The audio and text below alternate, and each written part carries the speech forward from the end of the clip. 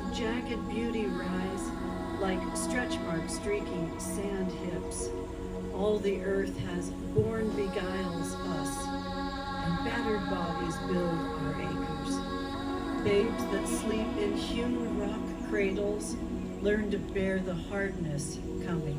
And I would like to welcome a couple of folks before Marcella and I have a brief chat, and then we will be jumping right on the book signing, and I want to be very, very conscious of the center's time and our timing, and we'll move through that kind of quickly. I started doing this research and I found this organization, Angry Tías and Abuelas, in the Rio Grande Valley, and it turns out that they are from the same town that my dad is from in Texas. And that immediately was like, oh, that's weird. What's happening here? Because my dad has passed away now 12 years, and that dude is just a chatterbox in my life. All of us are from this neither space. Not from here, not from there. If we live in this country, all of us, it's an identity that supersedes race. It's an identity that supersedes your gender, your sexuality. It is a third space. And so as I'm doing this reading and I'm listening to the call of my dad and I'm listening to the call of this town and I find this organization, start doing the research on the border, and I find that the border, which is very very recent, you know, it was determined in this treaty, the Adams-Onis Treaty, which predated the Mexican-American War, that it would be constructed. It is a construction of men. It was designed by men. It was held first in the images of the minds of men and the consciousness of men, and then it was physically constructed by men. And then I go down to Texas and I find all of the people that I met that were doing the work to dismantle are all women. And Angry Tías and Abuelas are a group of women who heard the call also, and they spontaneously kind of like jumped to action. Right now, the patriarchy, the white supremacist colonial patriarchy, is crumbling. And there's a lot of fear out there, and there's a lot of doubt out there, and maybe that fear and that doubt even seeps into us.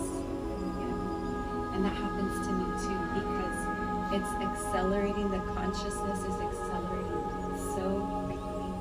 And when that happens so quickly, a lot of fear, a lot of confusion, a lot of doubt starts to seep in. And so what I'm asking for you all is to remember to listen to your intuition, to listen to ancestors, because they have the answers. We have the answers inside of us. We are in a time where we are being called to birth a new world. We are who our ancestors prayed for. We are in a time where our ancestors prayed for.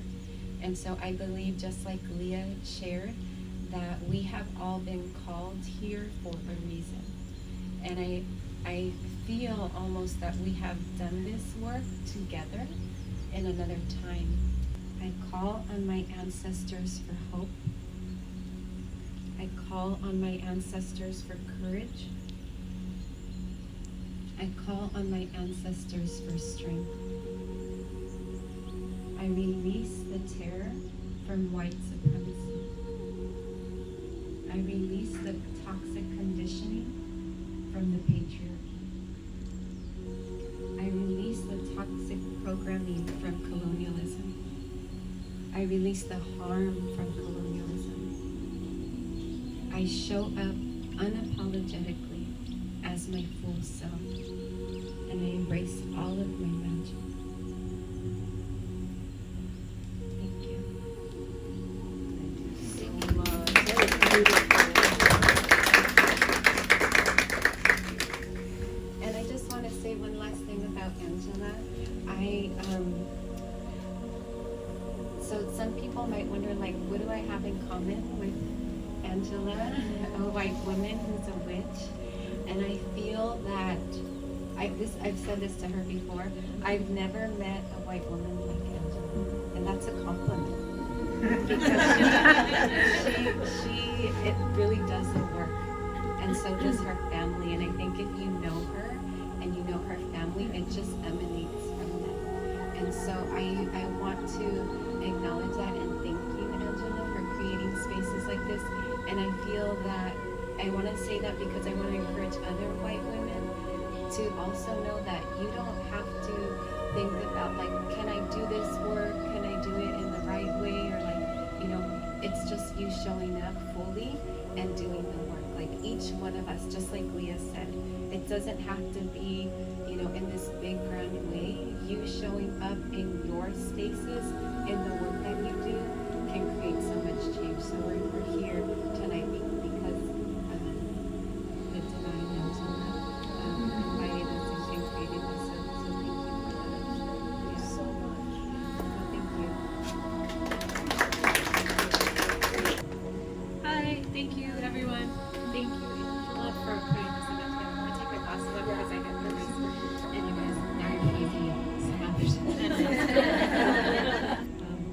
this book,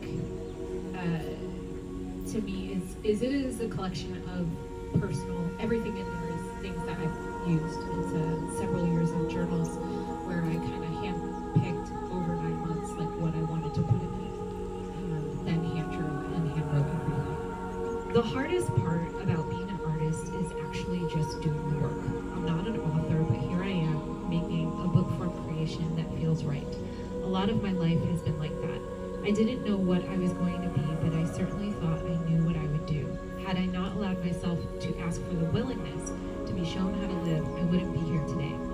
Life has always shown me what it wants me to do, whether or not I agreed with its choices.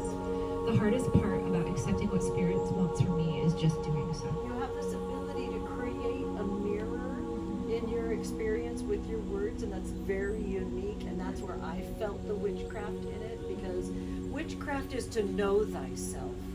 And when we do that, because we're in these bodies, through embodiment is a powerful way to actually kind of organize that journey of knowing yourself. Always on the border with one foot in and one foot out. 3 near deaths will do that. I know I am not the only one. There are more like me. We are the edge walkers. We are the ones that will do what needs to be done to end the cycle of pain, shame, and blame. We will no longer be the ones without a name.